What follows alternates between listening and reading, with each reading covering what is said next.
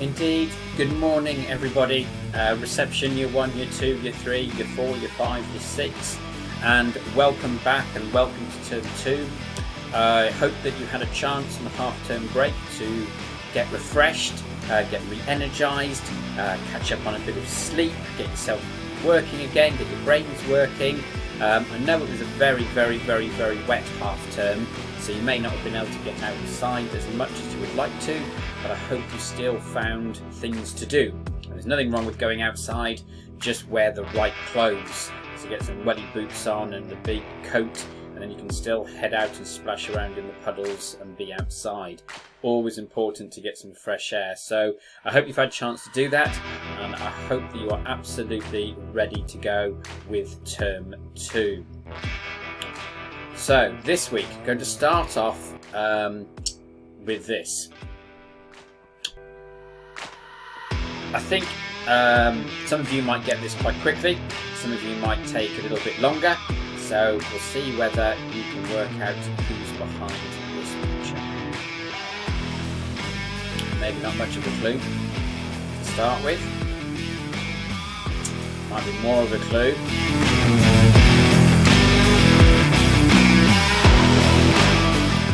That might be a very sneaky little clue there that will help some of you work it out. So might that be?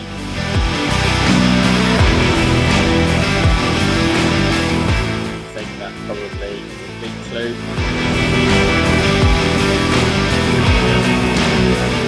I think by now probably most of you would have started to get it.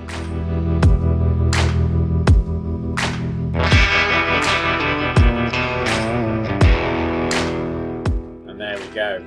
And of course it's Spider-Man. Now, it's not Spider-Man specifically that I want to talk about. It's the notion of being a hero. We've all seen films, read the comics about specific people who become known as superheroes, often because they have some kind of way that makes them stronger or faster or fitter than everybody else. Of course, in the case of Peter Parker, he gets bit by a radioactive spider. It's that spider that gives him his powers. Now, not all superheroes fall into that remit, or have something that gives them their powers. For instance, Batman doesn't. He actually just learns to train and invent stuff to help him. Iron Man is the same. He doesn't actually have any specific superpowers as such. It's a suit that gives him all his powers. And again, with Black Widow, Black Panther, and Captain Marvel, they are things that they are created that help them be as good as they are, often through training, through skill, through practice, rather than in the way that Spider-Man is actually given his superpower by something else. These superheroes all work in a completely different way. And that's important to know, because we often think about our heroes and our superheroes as being this word invincible. And that means that somehow they can't be hurt, they can't be touched, they can't die, they will just seemingly live forever. And of course they're wonderful things, they're great stories, they're fantastic stories, often telling us things about how we are as people and what we should do and how we should be. And of course, for those of you who are big fans of Spider-Man films and the comics, you will know that he says a very important line that he's given by his uncle, which is, with great power comes great responsibility. In other words, we have to use that power wisely and not use it in a way that makes things worse for other people. Now, it got me thinking, because we often think of superheroes looking like this, and then during the holidays I came across this sign. It says, "Not all superheroes wear capes, some wear scrubs." Now, if you're trying to work that out, you might be able to actually piece that together from using the words. So, not all superheroes wear capes, some wear scrubs. And if we don't know what that word scrubs means, then that's a way of saying a uniform. It's often a uniform that's linked to working in a hospital, for instance. And therefore, what they're actually talking about is this: that actually nurses and doctors are just as heroic. They are like the superheroes. but this time they have no magic powers, nothing has given them that power, they don't even have suits necessarily that help them be any better than anyone else, but they wear their scrubs, they wear their uniform. And by doing the job that they do, that's what makes them a hero. Now, if you remember, we talked a lot about this when I talked about Mary Seacole and I talked about Florence Nightingale last term, and how they set up hospitals and they looked after people and they wanted to help people get better and they wanted them to live longer, especially during a time of fighting and a time of war that was going on. Well, at the moment, we all know that we've got this thing called COVID-19 around, and our nurses and everybody else are all helping to try and keep people well and stop people getting sick where they can. And they really are being heroes at the moment. And again, on Thursday, we'll see probably a big return to that as they end up having to work long hours again and have to work hard again and have to put themselves on the line again. And it's people that do that often fall into the heroes camp. It isn't always about the Batmans and the Spider-Mans and the Iron Mans. It can be about people around you. People who you see every day. It could be your mums, your dads, your aunties, your uncles. It could be grandparents even. It can be people you know. And those heroes are around you all the time. Well, this is what's really important to remember this week. It really is important to remember who our heroes are and the jobs they do day in, day out. Now, sometimes it can be difficult to remember things. Sometimes it's easy, as in, what did you do yesterday? Well, maybe you can answer that. Maybe you can remember exactly what you did yesterday, because it only happened yesterday and it's still quite fresh in your memory. What about these questions? What did you do last Saturday? Probably some of you will have a quick think and find it in your brain somewhere. What did you do on this day a year ago? Well, if you can do that, maybe it's because it was a special event in your life. Maybe it was a birthday or something was happening that was really important. And what about what did you have for lunch 4 years ago today? Again, you might be thinking, I have no idea. Not a clue. And the reason is that for you, for lunch 4 years ago today probably wouldn't have been the most important thing for you to remember, nor did you need to recall it. But you might remember this. What's 5 out of 5? And for some of you that might be new learning, but you can still give me an answer. And for some of you that's learning you did a long time ago, but you can still memorise it and you can still remember the answer because it's in your brain. And our brains are really important for helping us memorise and use our memory to remember things. Because our short-term memory often remembers what we did just very recently. And the way that it all works is that the more we practice something correctly, the more we remember it. In other words, the more we do it over and over again, the better we will get at remembering it. There's something also very important about that. And it's this bit, it's called the visual memory. And that's a part of our brain that remembers on seeing things and remembering what things look like and patterns and colour and all those sorts of things that help us. Often, for those of you that play computer games, you will often use your visual memory to remember sequences. For reading, you'll need it to remember words and sounds. In maths, you'll use it to remember the order of numbers and what they look like when you put them together. And you can use it in all sorts of areas of PE, art and dance, and you're using your visual memory all the time. And it's a really important one because something is about to happen this week that happens every year, but it's not something that some of you may have in your memory at the moment. But I'm hoping that this will suddenly give you a really good idea about what it is. So have a look at this and see whether you can put your hands up and tell your teachers quite quickly what you think this image, using that visual memory, gets you thinking about straight away. What a big clue.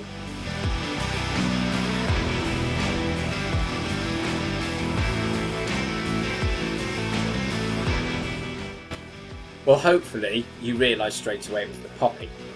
And then your brain started to work on other things and it started to go, oh, what's the poppy about? Oh, it's about this and it's about that. And you suddenly remembered those different things that linked to the poppy because you suddenly saw that. And it's not something that you're thinking about every day, but when you see the poppy, there's something in your memory that goes into overdrive, it goes into action, and suddenly it starts to bring up lots and lots of things that you can remember. And of course what you might have said is it was Remembrance Day, you might have said it was the end of World War One, or it was the end of World War Two, or it's linked to the fact that we have a silence, or it's linked to the idea that we remember people on this day. And of course that's what it's about, because this week we will be celebrating heroes probably who are no longer with us anymore. Heroes who went into war to fight and to stop another country from taking over and controlling all the other countries around them. It was a very important time, and of course on November, on the second Sunday in November, we will honour that by normally doing a silence, a 1 minute or 2 minute silence, and normally we will have a presentation on the TV, which possibly will not be happening on Sunday. And that's why it's really important that we remember those people from a long, long time ago who gave up their lives. And some of you may remember, as you come into school, seeing this, because often we've been able to do lots and lots of things around Remembrance Sunday and remembering the soldiers and everyone else who gave their lives during World War One and World War Two. And of course some of you were involved in making our soldier, who stands very proudly outside the entrance to the school and wears the poppy there. And of course that might be something that helps your memory and helps you remember all about Remembrance Sunday. Because what of course we're remembering is often World War One, 1914 to 1918, and on the 11th of November when it finally stopped, and that's why we use that date as a way to mark it with silence. Then of course there's World War Two from 1939 to 1945, where it was a much bigger war, and we suddenly had tanks and aeroplanes and other sorts of artillery that were used to create basically more damage. And of course lots and lots of people gave their lives during that time and did not return from those wars. And we also remember not only those that didn't come back, but we remember those who did return, often with very horrific stories about the things that had happened. And it might be that you've got people in your family who you can turn to. Maybe you've got people in your family who fought in more recent wars like the Iraq War or the Afghanistan War, and they might be able to tell you about the things or some of the things that happened during their time there. And it's important that we remember those people who actually are our heroes, because they didn't go into those wars with magic powers like superheroes. They just went in as themselves. Their only uniform was the outfit they were given and the helmet they had to wear and the weapon that they were allowed to use. In World War II, of course, there was more advanced. We had aeroplanes, we had pilots involved in that war, tanks involved in that war, boats and ships and things like that involved in it as well, and submarines. And those people had to become very skilled at learning how to use those. And of course, that's what they had. They didn't have any magic powers. There's no magic powers like Spider-Man had. These were just people who were then going in to help serve our country.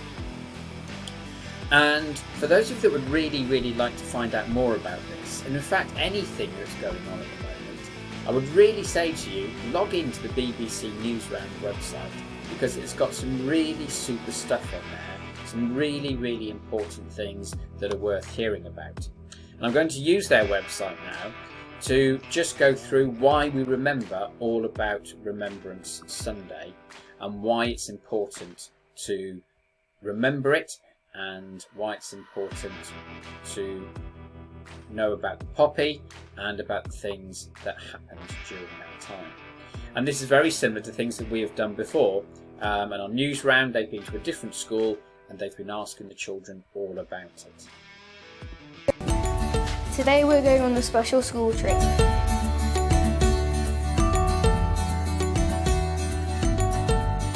These life-size soldiers have been put all around our village. There are 26 of them, because that is how many men left here to fight in World War One. It's been 100 years since this thing that you'd never think would have happened, and it really helps us remember how many people have died in a war in this small village. And I think they're perfect for just everyone to appreciate and remember those people that died in the war. Near this place, I lived and I was loved. Even though the war ended 100 years ago, it's still important we remember them. might not be very nice to learn about, but it's important. We don't want history to repeat itself. We already had it repeating once. We don't want it to repeat twice. Remembrance is about remembering what they did for us. I feel sad and proud, but mostly sad because, yeah, it's a horrible thing. I wish I'd never do it again. But proud because I'm just proud of the people who had the bravery to go to fight in the war. We don't want to forget about the people that fought for us on the front lines.